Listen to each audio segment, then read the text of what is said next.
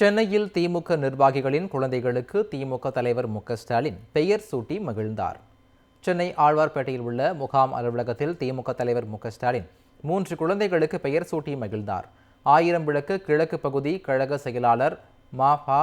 அன்புதுரையின் மகள் சூர்யா, பிரவீன் தம்பதியின் குழந்தைக்கு திராவிட செல்வன் என பெயர் வைத்தார்.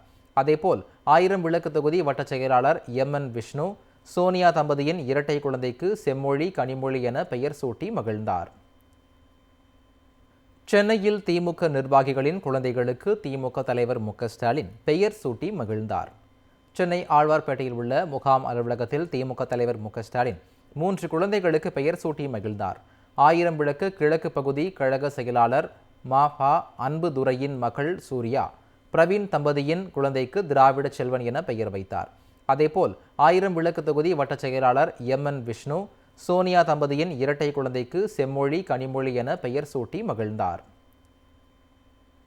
சென்னையில் திமுக நிர்வாகிகளின் குழந்தைகளுக்கு திமுக தலைவர் மு.க.ஸ்டாலின் பெயர் சூட்டி மகிழ்ந்தார். சென்னை ஆழ்வார்பேட்டையில் உள்ள முகாம் அலுவலகத்தில் திமுக தலைவர் மு.க.ஸ்டாலின் 3 குழந்தைகளுக்கு பெயர் சூட்டி மகிழ்ந்தார்.